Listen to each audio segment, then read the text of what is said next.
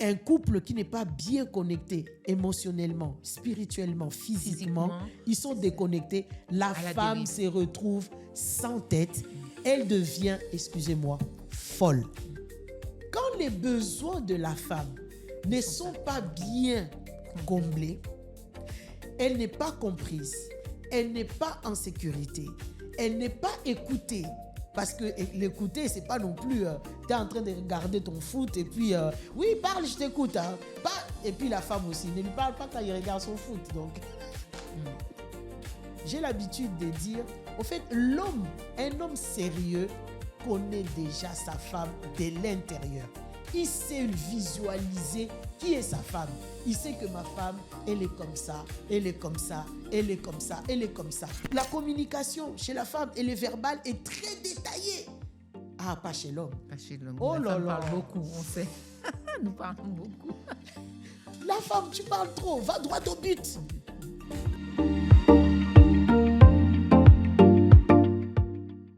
Bonjour Pasteur Joly, on se retrouve aujourd'hui pour une nouvelle séance de podcast. Vraiment, avant de commencer, je voudrais remercier infiniment tous ceux qui nous regardent et qui attendent nos prochaines vidéos. C'est un plaisir pour nous de pouvoir vous tenir en haleine pour les prochaines vidéos et nous espérons, je ne parle pas par rapport à moi seule, mais on est vraiment deux avec le même battement de cœur, que vous êtes bénis de chez vous et que vous mettez en application toutes ces clés que vous recevez mois après mois avec Écho d'en haut.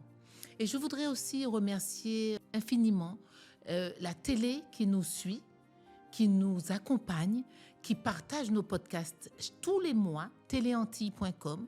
Jean-François Saint-Louis, merci beaucoup. Merci à tous les Antillais qui nous regardent, de la Martinique, de la Guadeloupe, de la Guyane. On vous embrasse très fort. Et là, c'est l'année 2026 qui commence. On vous souhaite vraiment une excellente année de changement. Une excellente année de changement dans votre couple, dans votre mariage. Et ça rejaillit aussi dans vos familles, auprès de vos enfants et aussi autour de vous. Vous allez rejaillir ce que Dieu a fait à l'intérieur de vous. Bonjour Sandrine, j'espère que tu vas bien. Encore heureuse de nous retrouver aujourd'hui autour d'un thème très, très, très particulier. Vous avez été très nombreux à suivre le podcast sur les réclamations. On vous remercie et nous espérons vraiment que cet enseignement vous a richement béni. Et on a eu beaucoup, Sandrine, de réactions. On a évoqué ici le fait qu'on a parlé du monde spirituel.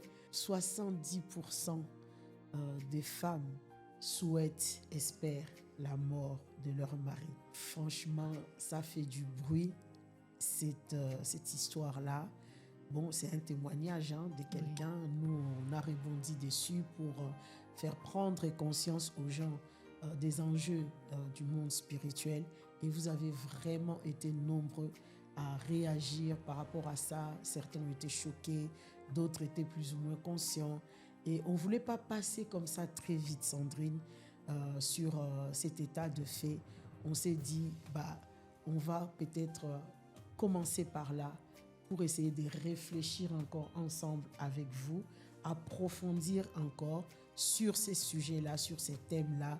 Pourquoi 70%, d'après les témoignages de la dame qui a des consultations, 70% des femmes souhaitent la mort de leur mari de manière spirituelle, de manière mystique et pas avec le pistolet, poison et tout. C'est le thème d'aujourd'hui, mais sans plus tarder, comme on le sait ici à Écho d'en haut, avant toute chose, Dieu d'abord.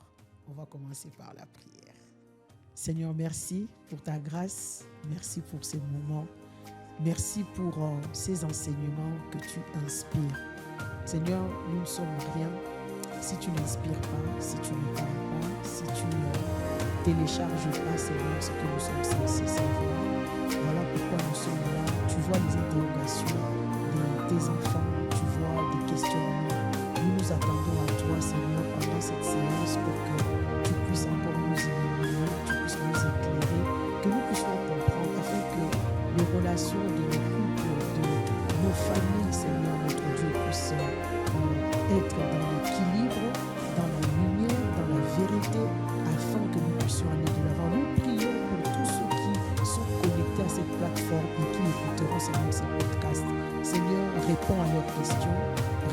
à leurs besoins. Seigneur, nous te remercions parce que toi qui es la source de toutes choses, qui s'attendent à toi et non pas à nous, nous venons te dédier, Seigneur, ces moments. À toi la gloire et l'honneur, que le mariage, Seigneur, de tous ceux qui sont connectés à cette plateforme retrouve l'harmonie, la paix, l'unité dans le nom de Jésus. Merci Saint-Esprit, inspire les pensées de nos cœurs ainsi que les paroles de nos bouches. Au nom de Jésus, nous allons prier.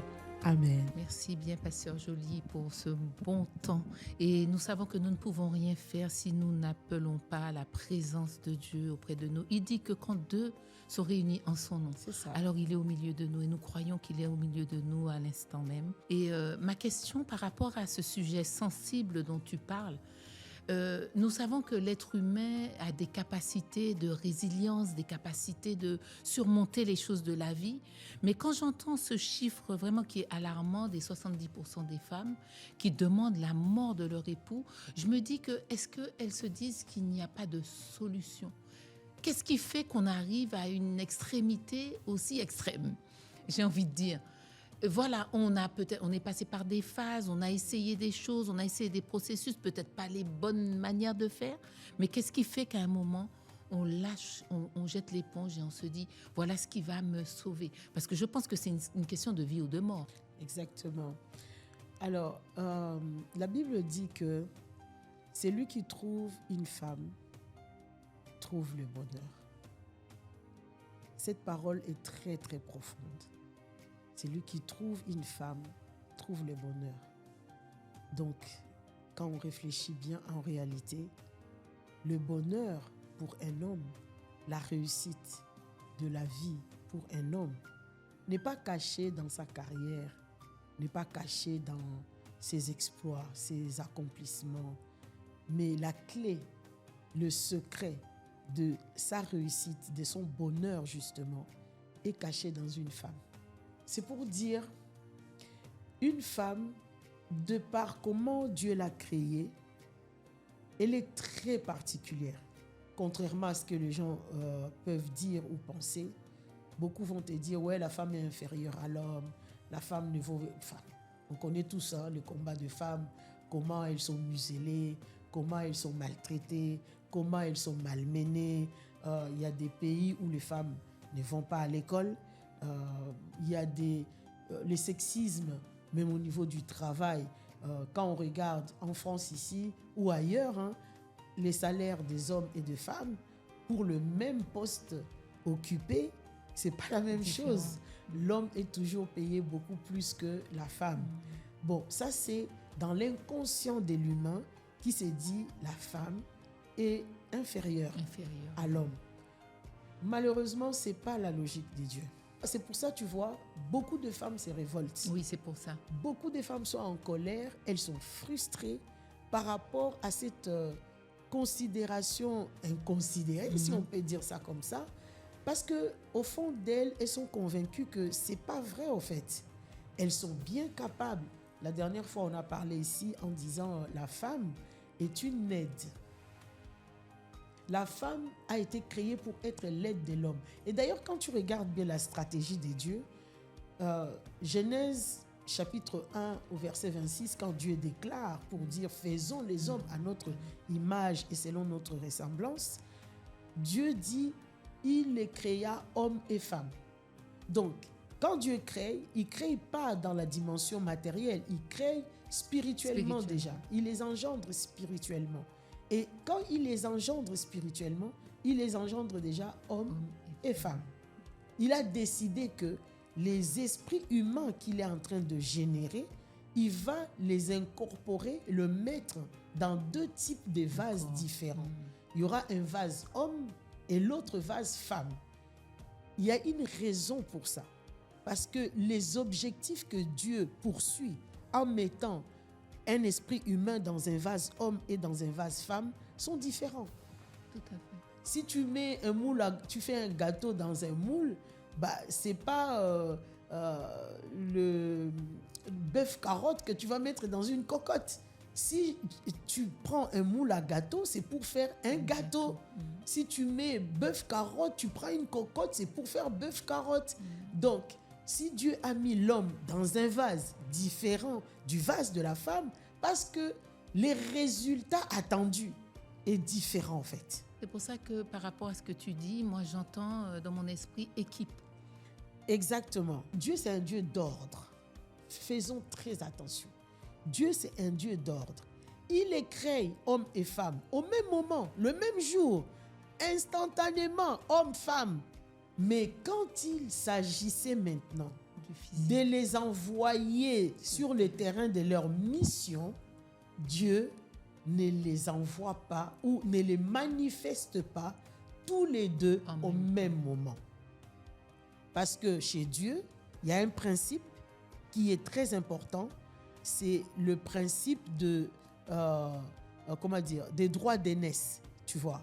Il va manifester l'homme d'abord pour marquer la différence. Toi, tu es l'aîné, toi, tu es le chef, toi, tu es le responsable. Toi, tu es celui qui va porter au fait la vision ou encore la mission que je vais vous confier. Entre-temps, la femme, elle n'est pas loin. Il ne va pas le laisser au ciel avec lui. Hein.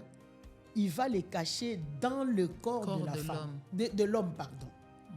Donc, ils ont atterri tous les deux sur le terrain de la mission de la terre ensemble. Mais il y en a un qui est dans la dimension visible et l'autre, il est caché.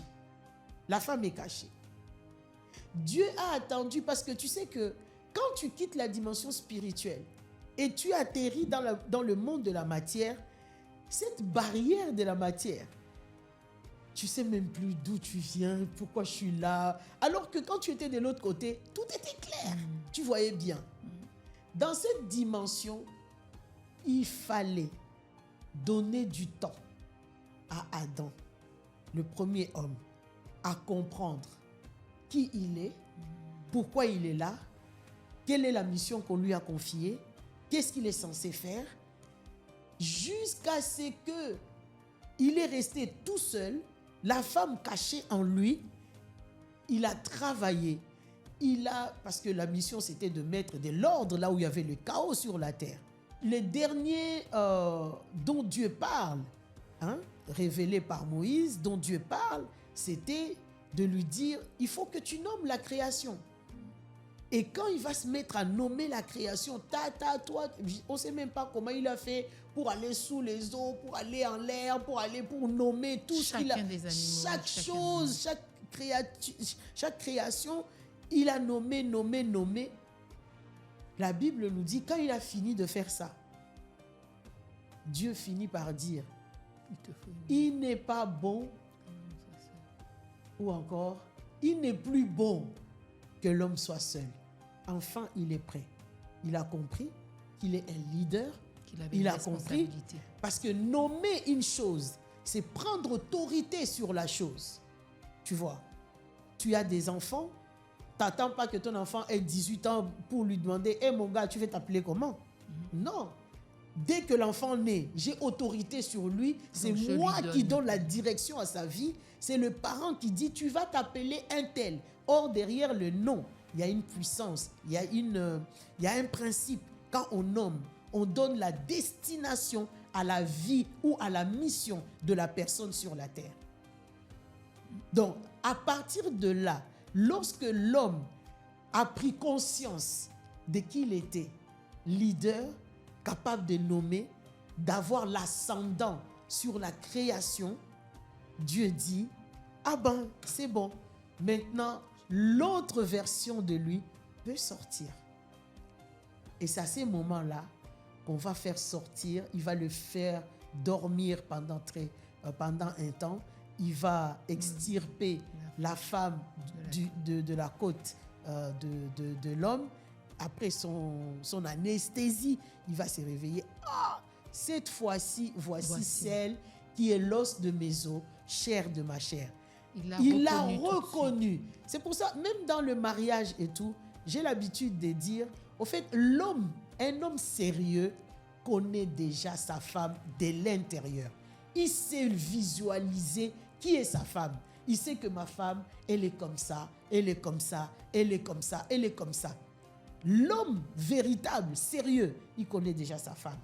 Et quand il le rencontre dans un restaurant, je sais pas, à l'aéroport, je sais pas où, il commence à converser avec, où il les rencontre, il fait que la reconnaître. Parce qu'en réalité, il le connaissait déjà, de l'intérieur de lui. Tu vois.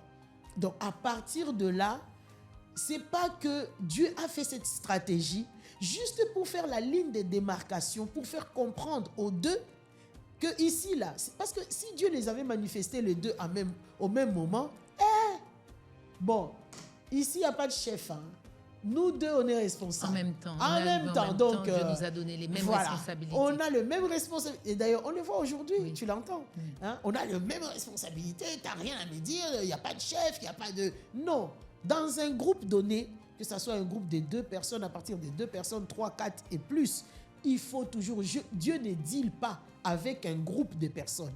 Dieu deal avec une tête qu'il a levée pour les autres. Est-ce qu'à travers ça, on est en train de dire aussi que justement, les hommes ne prennent pas suffisamment leurs responsabilités? Justement, on est en train d'y arriver. Le problème vient d'où finalement? Parce qu'en réalité, Dieu les a créés, il les a envoyés sur la terre pour exercer leur mission. Chacun a son rôle. Son poste. Voilà. Chacun a son poste. Le poste de l'homme n'est pas le poste de la femme. Et justement, le décalage de leur manifestation sur la terre, son objectif était viser justement le fait de leur faire comprendre le poste de chacun, qu'il ne fallait pas empiéter sur le poste de chacun. Qu'ils n'oublient pas qu'ils sont différents. On l'a dit tout à l'heure, ils sont différents. Sinon, il allait faire homme-homme, femme-femme, ou je ne sais pas. Les anges, on nous dit, ils n'ont pas de sexe, ils sont tous pareils. Donc, pourquoi il a fait le choix de faire cette différence dans la race humaine? Il y a bien une raison. La raison, c'est quoi? Parce que les résultats, en fonction des missions que Dieu attend de chacun d'eux, c'est complètement différent. Là, aujourd'hui, on se retrouve face à un problème. Le problème, c'est quoi, Sandrine? C'est que l'homme et la femme ont tendance à oublier chacun leur rôle. Leur rôle. Et à empiéter peut-être... Et à empiéter sur le rôle de l'autre. Et ça fait un désordre qui n'a pas de nom. Et on se mélange. Et on fait plus... on ne sait plus qui est qui, qu'est-ce qu'on fait. Et donc c'est à cause de ces chaos, à cause de ces mélanges, où l'homme ne prend pas sa place, oublie son rôle. La femme oublie son rôle, n'occupe pas sa place, ne reste pas à son poste. Si tu te rappelles, le podcast d'avant, on avait dit le problème des femmes, c'est qu'elles sont surmenées aujourd'hui aussi parce qu'elles portent trop. La charge mentale est trop élevée. Elles portent trop. Pourquoi elles portent trop? Parce qu'elles empiètent beaucoup dans les rôles des hommes. Et j'ai remarqué aussi que quand on veut que ça change, par exemple, tu veux que ça change au niveau de ton mari, finalement, tu oublies ton rôle et tu te concentres maintenant sur ce que lui ne fait pas ou ce qu'il fait. Exactement. Et finalement, toi-même, tu oublies ton rôle et c'est ça qui fait la charge mentale. Exactement. Parce que finalement, s'il est, j'ai envie de dire, si dans un domaine, c'est caduc pour lui, mais toi, tu dois avancer. Il faut que chacun de nous, dans la relation, se concentre sur sa mission, en fait. Tu dois connaître pourquoi je suis là. Qu'est-ce qu'on attend de moi? Parce qu'un jour, c'est lui qui t'a envoyé, il va te demander des comptes. Qu'est-ce que tu as fait? Comment tu as travaillé, au fait? Tu vois? Et quand tu t'occupes de ce que l'autre n'a pas fait, tu deviens juge, tu deviens contrôleur. Ah, tu n'as pas fait ci, tu n'as pas fait ça, tu n'es pas ci, tu n'es pas ça. Tu perds du temps, en fait. Tu perds du temps. Par rapport à ce que toi, tu es censé comprendre sur ton rôle à toi. Jésus a lancé, c'est pas bien de voir la paille qui est dans l'œil de l'autre et tu oublies la poutre qui est dans ton œil. Occupe-toi d'abord de tes obligations à toi avant d'aller voir ce qui se passe chez l'autre que l'autre ne fait pas ou l'autre fait mal. Je veux rebondir sur 2 choses par rapport à ça. C'est moi cette tristesse que je sens dans mon cœur parce qu'au milieu de tout ça, il y a les enfants. C'est ça. Et il y a un désarroi vis-à-vis dans les familles, vis-à-vis des enfants. Et c'est aussi pour ça qu'on est là, parce que nous, on veut le bien-être de tous. Exactement. On l'a dit une fois ici, le témoignage ou encore l'éducation qu'on fait à nos enfants, tu ne feras pas vraiment asseoir tes enfants pour leur dire, vous savez, le mariage. Oui, on peut discuter du sujet. On va appeler ça fais ce que je dis. On peut vraiment s'asseoir autour du sujet du mariage, en parler, en discuter. Mais sincèrement, l'impact, c'est ce que tu fais. C'est ce que les enfants te voient, comment tu te comportes dans ton rôle de femme, de l'homme à l'égard de l'autre. C'est ce qu'ils reçoivent, perçoivent comme message et c'est ce qu'ils vont. C'est ça qui va les impacter demain pour les hommes qu'ils seront ou les femmes qu'elles seront demain en fait. Et il faut comprendre que l'homme et la femme sont tellement différents. Et c'est pour un but. L'homme, c'est pas la femme. Oui, et la femme, c'est pas l'homme. Et nous ne voulons pas tous les mêmes choses. Regarde, j'ai fait établir ici les différences entre l'homme et la femme.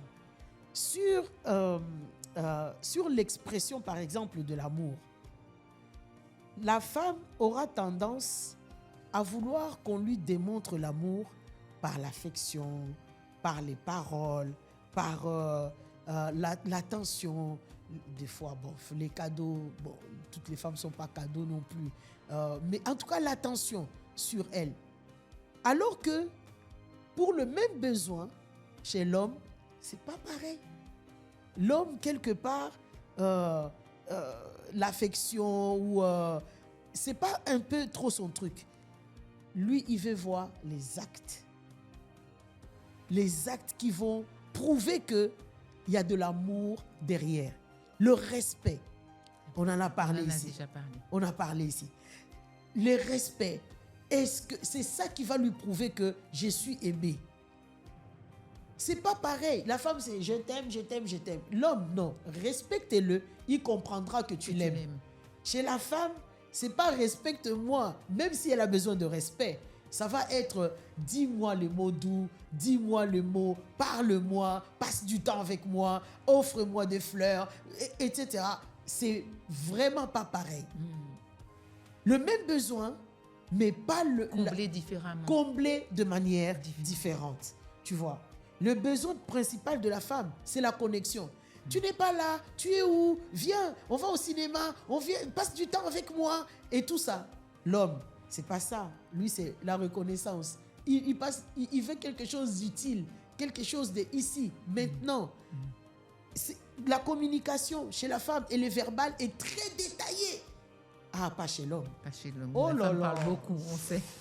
Nous parlons beaucoup. La femme, tu parles trop, va droit au but. Cette phrase-là, on le connaît de la bouche des hommes.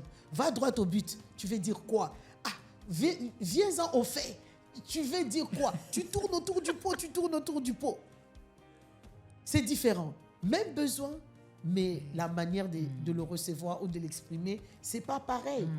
L'intensité, la gestion de l'intensité des émotions, c'est pas pareil non plus chez l'homme et chez la femme. L'homme va avoir tendance à éviter les choses. Ouh là là, ne dis surtout pas un homme. Hein. Chérie, on va parler. Il va fuir. Il va fuir. Il va tout faire pour... Il n'a pas le temps, mais je suis occupé. Ne lui dis pas. Alors que chez la femme, c'est pas pareil. C'est urgent, il faut qu'on parle, je dois lui en parler. Carrément, si elle ne donne pas rendez-vous à l'homme, et souviens-toi, on doit parler, il y a un truc qu'on doit parler. Alors que chez l'homme, c'est pas comme ça qu'il n'aime pas qu'on lui annonce ce genre de trucs. À la limite, tu viens juste comme ça, voilà, sur le fait, on en parle. Mais sinon, lui donner une promesse, il faut qu'on parle. Il va fuir. Au lieu de rentrer à 20h à la maison, il rentrera à 1h quand tu ronfles. Tu vois un peu, les langages, c'est ça, les mots d'attention, la proximité, alors que chez l'homme, ça sera le service, les services rendus, hein, comment il est servi. Mais des fois, c'est choquant. je sensibilise un peu de fois mes enfants comme ça. Je leur dis, l'homme, je ne sais pas comment il est fait. Moi, je peux être là à la maison avec mon mari. On passe du temps. Au fait, si je ne lui dis pas, viens manger, tu sais qu'il peut rester 24 heures sans manger. C'est incroyable. Mais pourquoi? Parce qu'il n'y pense pas. Il va peut-être grignoter. Mais il n'aura pas le réflexe. Il n'a pas le réflexe. De préparer. De dire, voilà, l'heure du repas, il faut que je mange un repas équilibré. Non, c'est pas ça. C'est pas son truc. C'est pas son truc. Les exemples, il y en a des tonnes et des tonnes.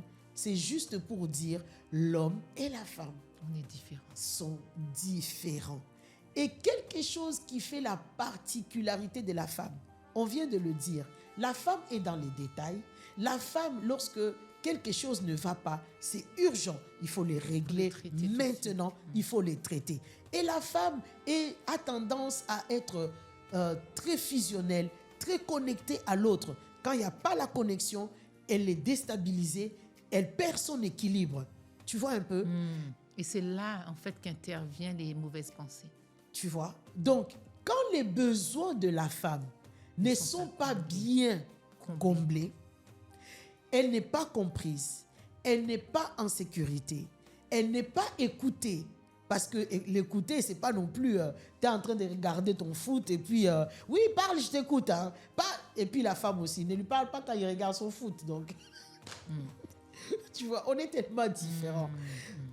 Le problème vient de là. Déjà, chacun ignore ou banalise son rôle.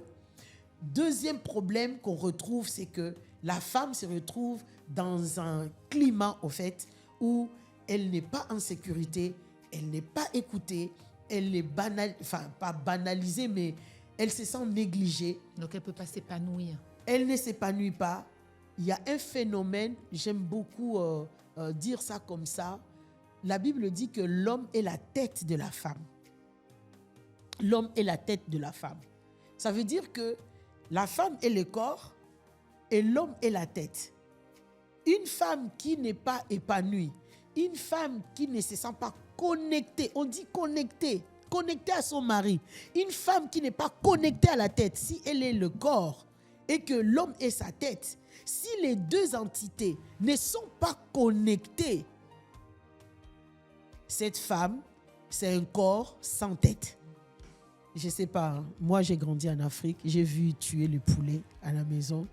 Des fois, les grands frères, là, ils coupaient la tête du poulet, ils lâchaient le poulet. Le poulet continue à vivre, il continue à courir jusqu'à... Au fait, une femme qui n'est plus connectée correctement, spirituellement, émotionnellement, physiquement, parce que physiquement aussi, hein, il y a des couples, ça fait 1 an, 2 ans, ils n'ont plus de rapport sexuel. Or, ça, c'est un élément aussi qui les connecte correctement aussi.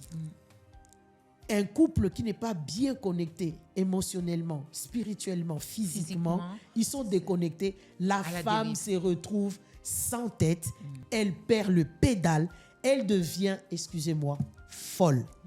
La femme devient folle. C'est fort ce que tu dis. Émotionnellement, elle est complètement perdue, elle est capable de faire n'importe quoi. D'où, quand elle se retrouve dans une telle situation, elle cherche des solutions, elle cherche l'équilibre, elle cherche un endroit pour atterrir. Ça t'étonne, Sandrine, qu'elle atterrisse chez une sorcière, et qui lui dit, et les émotions sont en ébullition. Mais tu veux faire quoi de cet homme? Bah, si c'est quelqu'un qui a tendance d'être colérique, qui a tendance d'être je ne sais pas quoi, mais je veux sa mort. Il faut qu'il meure. Je ne veux plus le voir. Il me rend dingue. Il me rend faux et folle. Je ne sais pas quoi faire. D'où je pense, les femmes qui consultent cette sorcière-là, dont elle fait mention de 70% des femmes qui viennent la consulter demandent la mort de leur femme. de le mari. doit recevoir, cette dame, c'est sûr qu'elle reçoit ces types de femmes qui sont dans des couples où la relation n'est plus présente. L'homme et la femme sont déconnectés. Croyez-moi, si Dieu dit l'homme est la tête, la femme est le corps, comme Christ est l'église, etc., ça veut dire ce que ça veut dire. Spirituellement, ça veut dire que dans le mariage, l'homme est vraiment la tête pour qu'une femme qui est le corps puisse bien fonctionner en harmonie. Si la femme n'a pas de tête, c'est-à-dire l'homme dysfonctionne, et ils ne sont pas tous les deux connectés, parce que la tête, c'est quoi? Son rôle. Dans la tête, la boîte qu'on a là-dedans, il y a le cerveau. Et c'est à partir du cerveau qu'on a les impulsions, qu'on a le mouvement. Si le cerveau pense, il donne l'ordre au corps d'exécuter. Le cerveau va penser, je vais manger. Mais le cerveau pense, qui va exécuter pour aller manger?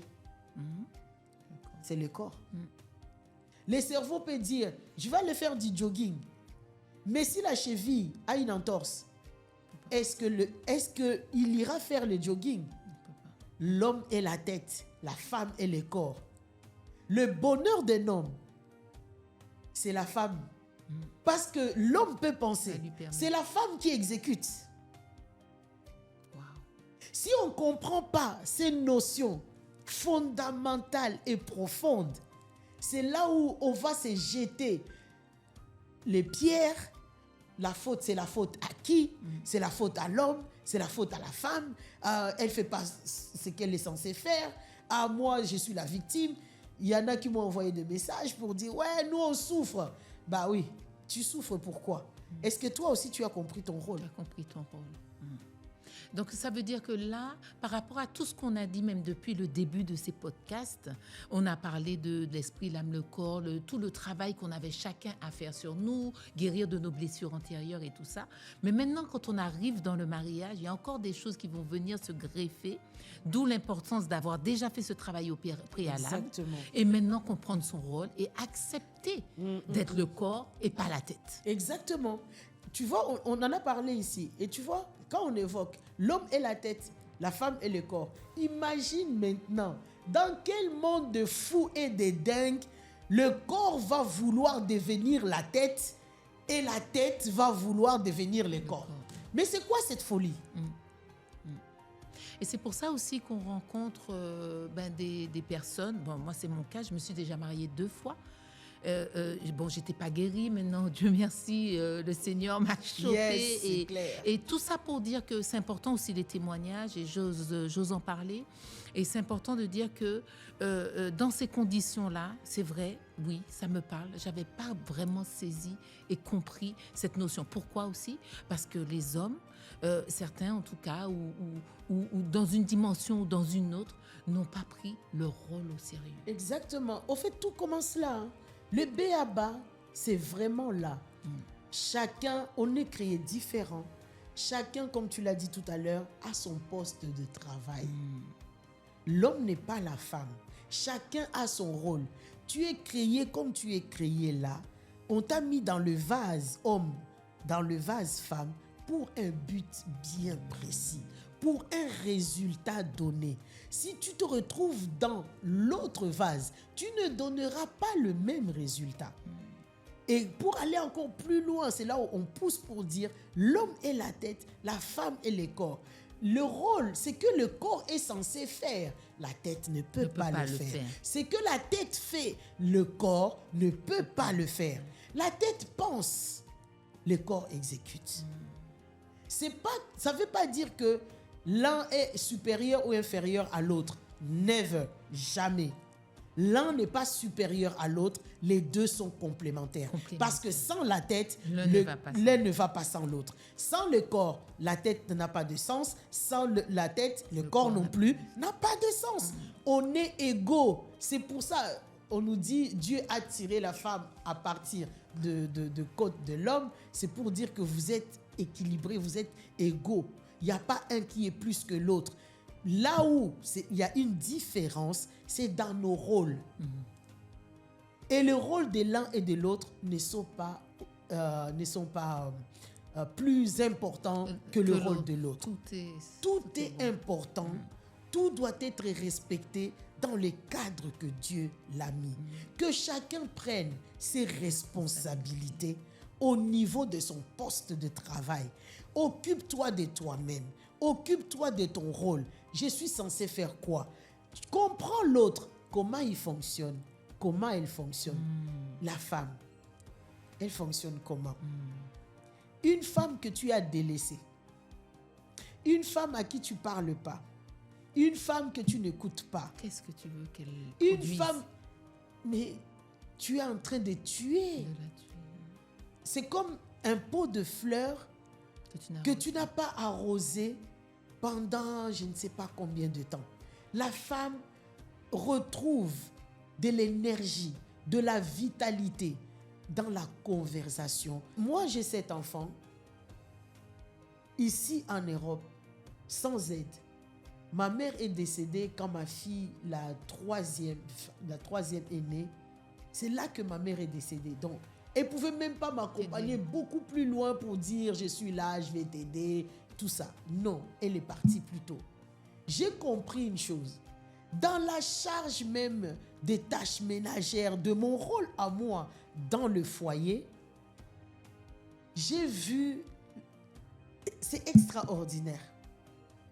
Je peux être submergée, mais il suffit que mon mari vienne me voir pour me tapoter sur l'épaule ou pour pendant que je suis en train de faire la vaisselle, m'enlacer comme ça autour de mes hanches ou me murmurer quelque chose. Sandrine, ça te donne des ailes. C'est incroyable. Des fois, je me dis, mais t'abuses, c'est n'importe quoi. Au fait, ça te booste, ça me booste, ça m'encourage et je me retrouve à faire beaucoup plus que ce que j'avais même pas prévu de faire. Ça, Pourquoi? Ton langage de l'amour. Voilà, parce que je me suis sentie portée, parce que je me suis sentie comprise, parce que je me suis sentie, tu vois, il va m'aider comme il peut, mais le geste, la connexion, la présence à côté de moi, c'est déjà énorme. Le secret, c'est quoi? La femme, elle a reçu quelque chose de miraculeux. La femme, c'est un multiplicateur ou amplificateur, tu vois un peu. De la même manière que on peut porter une grossesse qui commence tout petit comme ça et puis qui finit, ça te donne un bébé. Dans tous les domaines, tout ce que la femme reçoit à l'intérieur d'elle, elle le multiplie. Voilà pourquoi on revient encore. Le bonheur de l'homme, c'est lui qui trouve la femme, trouve le bonheur. Parce qu'à chaque fois qu'un homme va investir un seul mot dans sa femme, elle va le multiplier. Imagine combien il va gagner. Un seul geste dans sa femme, ça va être multiplié. La femme ne fait même pas exprès. C'est juste, ça vient tout seul, ça se multiplie tout seul. Or, le problème qu'on a aujourd'hui, c'est que les hommes délaissent leurs femmes. Ils coupent la connexion. Ils ne se rendent même pas compte que non, je dois me reconnecter. Il faut que son équilibre est tenu par la connexion que j'ai avec elle. Et s'ils ne se rendent pas compte, c'est comme laisser une plante sans l'avoir arrosée pendant des mois et des mois. Et qu'est-ce que tu veux? Elle va mourir. Elle va mourir. Et il y en a qui ne meurent pas calmement. Il y en a qui meurent comme avec des fracas. Comme des boucs ou je ne sais pas, dans l'agitation. Elles vont aller voir des sorcières. Elles vont aller voir... Il y en a qui meurent mal. Il y en a qui meurent pas dans le silence comme les agneaux. Et elles cherchent des solutions, c'est-à-dire que même si c'est pas la solution qu'il faudrait, mais elles sont déjà tellement vides émotionnellement que là elles se disent maintenant je veux juste une solution. Exactement. Donc c'est ça le fameux, on vous livre en tout cas le fameux secret des 70% de femmes qui vont chercher à tuer leur mari. En réalité, nous on est là pour vous aider à comprendre ces genres de subtilités dans la relation qui existe entre l'homme et femme dans le mariage pour ne pas justement tomber dans ces cas-là. Parce que la femme, elle va aller chercher la solution, frapper à des mauvaises portes parce qu'elle est complètement perdue, parce qu'elle ne sait plus où s'est donné la tête, parce qu'elle est devenue folle, parce qu'elle est devenue folle et n'a plus de tête. C'est pour ça qu'elle va frapper n'importe où. La seule personne qui peut la ramener à l'équilibre, qui peut la ramener dans le raisonnement, c'est celui qui est censé être sa tête. Mais si lui aussi, il est devenu fou, dans le cas où il n'a plus de corps, lui, donc la tête circule son corps. Donc ça veut dire que là, il y a aussi, nous on parle aussi de la part de Dieu, tu as fait beaucoup référence à la Bible, il y a aussi se reconnecter avec Dieu. Déjà, passer du temps pour ne pas devenir folle, comme on dit. Exactement. Passer du temps, essayer de... Et plus la femme va se reconnecter, plus elle pourra impacter son foyer aussi, et plus les choses vont reprendre du sens. Et puis se reconnecter ensuite avec son mari et recréer vraiment une nouvelle dynamique dans le couple. Exactement. Tu sais, j'aime beaucoup chez les Juifs, vous voyez souvent les Juifs mettre ce qu'on appelle la kippa sur la tête. Pourquoi ils mettent ça sur la tête? Ils mettent ça sur la tête, contrairement à nous qui sommes un peu déconnectés de cette culture, alors qu'il ne faut pas, parce que nous venons de là, le christianisme vient de là, c'est très important d'être connecté à ça. Les Juifs mettent la kippa parce que là où l'homme harcèle la femme doit être soumise, la femme doit être soumise, la femme doit être soumise, oui, d'accord. C'est toi le chef de projet, il n'y a aucun souci. Donc, on travaille en collaboration et puis je suis soumis à toi. Et toi, tu es soumis à qui? La parole le dit, hein, Christ est le chef de l'homme. Mais est-ce que l'homme est conscient que Christ est son chef? Voilà pourquoi les Juifs mettent la kippa pour rappeler aux hommes que Dieu est au-dessus d'eux. C'est très important. Tu peux être la tête, ok, mais sans ton corps, tu ne fonctionnes pas. Et si tu t'es coupé de la tête, en te reconnectant toi-même à la tête qui est au-dessus de toi-même pour que tu fonctionnes, c'est-à-dire Dieu, tu trouveras l'équilibre. Tu trouveras l'équilibre. En tout cas, on vous exhorte. La vie est spirituelle, au fait. Il y a des choses qu'on normalise, il y a des choses qu'on banalise. On croit que non, c'est pas grave. Il n'y a pas de souci, ça va aller, c'est pas grave. Il y a des choses, c'est pas aussi simple qu'on le pense. Les choses sont profondes, leur impact retentisse gravement, très longtemps, pendant plusieurs générations. Et il est temps qu'un homme aujourd'hui se ressaisisse et arrête de jeter la balle pour dire ouais, c'est la faute de la femme, c'est la faute de la femme. Prends tes responsabilités parce que c'est toi le chef. C'est toi qui es censé apporter cet équilibre dont la femme manque aujourd'hui. Dans l'amour. Pourquoi Dieu a dit à l'homme aime ta femme? On n'a pas dit à la femme aime ton mari. Pourquoi? Je ne suis pas censée aimer mon mari. Mais Dieu sait que tu l'aurais aimé naturellement. Voilà. Mais on dit à l'homme, aime ta femme. Parce que ce n'est pas naturel pour l'homme d'aimer. Ce n'est pas naturel. Or, la Bible dit, Dieu est amour. Dieu n'a pas l'amour, Dieu est amour. Le représentant de Dieu dans le foyer, c'est toi, Marie. Quand on te regarde, ta façon d'être, ta façon de faire, ta façon de parler, ta façon de prendre soin des gens que Dieu t'a confiés dans ton foyer, on doit voir Dieu lui-même. Parce que tu es son ambassadeur dans la communauté ou le groupe, le foyer que Dieu t'a confié auprès de tous ces gens. Si les gens de ton foyer, ta femme, tes enfants, doivent se questionner pour dire « Mais Dieu est amour, c'est quoi Dieu est amour au fait ?» Ils doivent se dire « Il suffit de regarder papa, tu sauras ce que ça veut dire Dieu est amour. » La femme dira « Il suffit de regarder mon mari, et je saurai ce que ça veut dire Dieu est amour. » C'est une grosse responsabilité. Est-ce que les hommes s'assiedent aujourd'hui pour réfléchir comment je dois démontrer? Je suis ambassadeur de Dieu lui-même dans mon foyer. Parce que c'est à moi qu'on demande d'être les distributeurs de l'amour. Comment je manifeste ça? Est-ce que les hommes s'assiedent pour réfléchir sérieusement sur cet état de fait?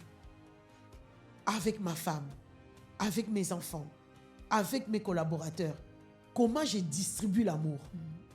Est-ce que les hommes s'assiedent? Est-ce qu'ils prennent cette responsabilité? Une femme qui ne se sent pas aimée, elle pète les plombs. Vraiment, je vous invite tous à prendre conscience, à écouter profondément ce qu'on est en train de dire et à prendre conscience de ce que Dieu veut pour votre foyer. Et vraiment, merci Pasteur Joly, parce que ce sont vraiment des éclairages, des balises en fait qu'on est en train de poser pour qu'on arrive vraiment à la lumière dans les couples, dans les familles, dans les foyers. Et comme tu disais si bien, Pasteur Joly, ça va retentir sur plusieurs générations derrière nous. Donc, ce n'est pas négligeable. Non. Voilà. Non, ce n'est pas négligeable. Et vraiment, on demande aux femmes. C'est vrai, on peut exploser parce qu'il ne joue pas son rôle. Mais la femme ne doit pas perdre son temps. Quand le mari est perdu, toi aussi tu te perds. Non. Au moins, qu'il y ait au moins un de vous deux qui sauve la mise. Et j'aime beaucoup dans la parole de Dieu l'histoire d'Abigail. Cette femme, son mari était arrogant, suffisant. Bon, tu te dis, mais toi, une femme sage comme ça, pourquoi tu es partie tomber là-dedans? Bon, on ne sait pas. Peut-être que Dieu a espéré que l'homme allait devenir sage en écoutant sa femme, parce que si le bonheur de l'homme, c'est la femme. Mais cette femme-là, elle a joué un rôle alors que son mari s'est levé. Quand je réfléchis sur cette histoire, je me dis, Dieu a des façons de faire. Des fois, ce n'est pas juste. Parce que ces pauvres gars, nous, on lit la Bible. On apprend que Dieu a oint David quand il avait 17 ans.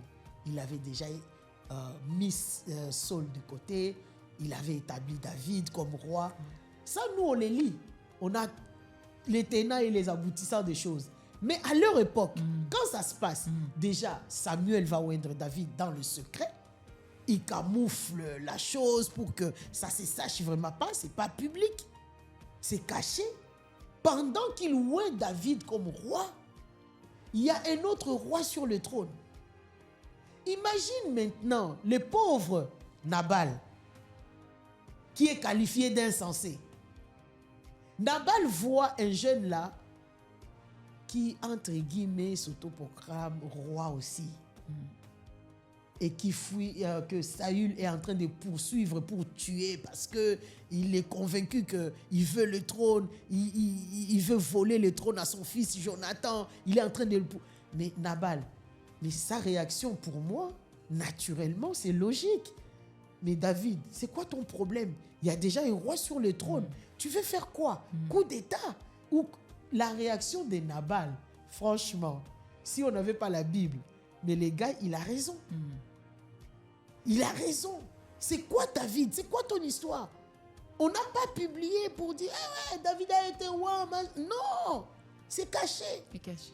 Et Nabal s'élève pour dire c'est qui ces chiens de David, qui a quitté la maison de son maître et tout. Mais il a raison, quelque part.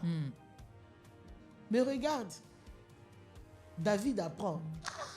Il se fâche comme il faut. Lui aussi, il manque de maîtrise. Il décide d'aller tuer Nabal, massacrer la maison de Nabal. Mais dans la folie de Nabal, est-ce que sa femme est allée dans le sens de son mari? La femme pouvait dire aussi, ah ouais, mon mari, t'as raison. Vraiment, les gens d'aujourd'hui, les jeunes là, c'est vraiment n'importe quoi. Il y a déjà un roi, qu'est-ce qu'il veut? Attends, parce qu'il a tué Goliath, il croit que n'importe quoi, tout lui est permis, il peut même prendre les trônes. Il y a des femmes comme ça aujourd'hui, qui suivent leur mari Dans la bêtise. Dans la bêtise, même sans discernement. Dans la bêtise, au nom de l'amour, au nom de je ne sais pas quoi, au nom de n'importe quel intérêt. Il y a des femmes comme ça. Non, sincèrement, il faut arrêter. Chacun doit rester à son poste. Chacun doit développer la sensibilité, reliée, rattachée à son rôle. Cette femme est restée à sa place. Elle a écouté son mari. Elle n'a pas voulu s'en mêler. Elle n'a rien dit. On ne nous donne pas les détails. Mais elle s'est dit non. Ma maison va être massacrée. Non, il faut corriger ça. Elle n'est pas allée dans le sens de son mari. Et le pire, c'est que quand elle décide d'aller négocier avec David, elle n'en parle même pas à son mari.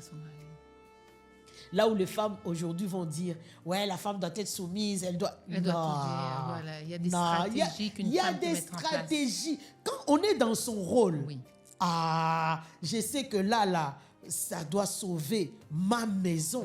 Si mon mari, la manière qu'il est en train de voir, il est en train de réfléchir, si je lui en parle, on est tous morts.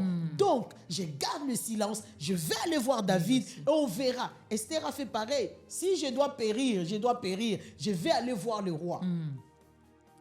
Ça, c'est la sagesse. Ça, c'est la femme qui a développé la sensibilité dans son rôle.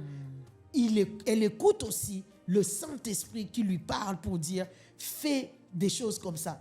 Le résultat était là. Abigail est partie voir David. Roi, mon mari, il a fait une erreur. Grave erreur. Pardonne. Et regarde cette sagesse. La femme n'a pas dit non plus à David, ah ouais, lui, les chiens de mon mari là. Non, elle n'a ni insulté son mari, ni insulté David, ni allé dans le sens de la folie de son mari. Ça, c'est la femme sage. À quoi on aspire aujourd'hui. La femme sage. La femme qui sait garder, malgré que le mari cherche à se déconnecter, elle reste connectée au-dessus même de la connexion de son mari, de Dieu lui-même. Oui, toute autorité vient de Dieu. Je suis sous l'autorité de mon mari. Mon mari est sous l'autorité de Dieu lui-même. Quand l'autorité de mon mari, sa tête ne fonctionne pas, je me reconnecte à l'autorité de Dieu lui-même. Amen. Il y a des femmes aujourd'hui, parce qu'elles n'arrivent pas à tenir leur rôle correctement, elles manquent de sagesse, elles n'arrivent pas à se connecter, à passer de fois la connexion avec leur mari et se connecter avec Dieu lui-même pour recevoir le réma, la sagesse. Qu'est-ce que je dois faire? Souvent, c'est tout ce côté émotionnel qu'elle va mettre en avant. Elle va tellement souffrir de ce que son mari dit, de ce que son mari pourrait lui faire et tout ça. Elle sera tellement concentrée dessus qu'elle ne va pas aller sortir de là et se dire maintenant je vais me reconnecter à Dieu. C'est ça. Je vais passer du temps avec mon Dieu, je vais jeûner, je vais prier, je vais passer du temps, je vais écouter. Il y a aujourd'hui, même si ton mari, tu ne peux pas lui dire bon je vais aller à l'église, je vais faire X ou Y. Mais maintenant, il y a tout sur Internet. Ouais. Donc, on peut reprendre une connexion, écouter des messages et vraiment se fortifier pour que vraiment la parole de Dieu prenne la place. Exactement. Et que moi je me souviens, c'est ce que j'ai fait. Quand j'étais par terre dans une forte dépression dans le mariage, j'ai dit non, là, vaille que vaille, il faut que je trouve les moyens de m'en sortir. Exactement. Et j'ai commencé à chercher Dieu pour ce qu'il est, pas pour ce qu'il va faire dans ma vie. J'avais pas d'attente. Je disais, mais Seigneur, je te cherche pour qui tu es. C'est ça. Et quand je t'aurai qui tu es, après on verra comme tu veux, j'accepterai. Et j'ai vu Dieu me libérer. J'ai vu Dieu libérer ma vie, libérer ma famille, libérer. Et vraiment, j'invite une femme aujourd'hui à ne pas se décourager, à dire oui, je suis par terre, voilà que je suis en dépression, et puis personne ne me voit, personne n'a égard à moi. C'est juste parce que Dieu veut que tu te tournes juste vers lui. C'est ça. Et que tu lui dises, que tu épanches ton cœur, tu lui dises vraiment ce que tu ressens. Et il va t'aider à te reconnecter à lui. Et vraiment, même ton mari peut changer. Exactement. C'est vraiment ça, hein, la reconnexion à Dieu. Aujourd'hui, malheureusement, la société nous pousse un peu à ça. On a parlé ici de la restauration. C'est important quand on rentre dans le mariage, il faut être restauré. Il faut avoir sa propre communion avec Dieu. Mon mari, il est fou de moi. Je suis folle d'elle, de lui comme on veut. Mais mon mari, ce n'est pas mon Dieu. Mon mari n'est pas la source de ma paix. Mon mari n'est pas la source de ma joie. Je ne puise pas ma joie dans mon mari, dans son amour pour moi, même si on s'aime. Je ne puise pas ma paix, ma sérénité, mon calme, mon équilibre dans mon mari. Non, c'est en Dieu que je puise ça. La communion personnelle. L'amour de mon mari, c'est la cerise sur le gâteau. C'est ce que j'ai tendance à dire. C'est la cerise sur les gâteaux. Les gâteaux, c'est Dieu. Les gâteaux, c'est Dieu. Les gâteaux, c'est l'amour de Dieu qui m'entoure de tous côtés, qui me comble, qui me remplit, qui me rassasie. Et c'est cet amour de Dieu qui va t'aider à aimer l'autre tel qu'il est, avec ses blessures, Exactement. même s'il te fait du mal, par des paroles, par des actions. Exactement. C'est cet amour de Dieu qui va t'aider à l'aimer. C'est aussi cet amour de Dieu qui va t'aider à le respecter. Exactement. Malgré tout, à garder le respect, parce qu'il y a les enfants qui regardent. C'est ça. Et les enfants veulent entendre maman respecter papa. Exactement. Malgré tout. Malgré tout. Et c'est cette force que je vous invite à découvrir à l'intérieur de vous. Tout à fait. Non, vraiment, on invite quelqu'un, un couple ici. Rien n'est perdu. C'est juste que les gens prennent des sentiers parce que par manque de connaissances, ils se perdent de vue alors qu'ils sont ensemble dans un foyer. Ah non, c'est plus possible, ça, on ne peut plus recoller, on peut plus... Non, vous avez fait des erreurs, vous avez pris une fausse route, vous êtes sorti de l'autoroute, revenez, c'est possible. Les premiers 20 avec quoi on commence le mariage là, ça se termine toujours.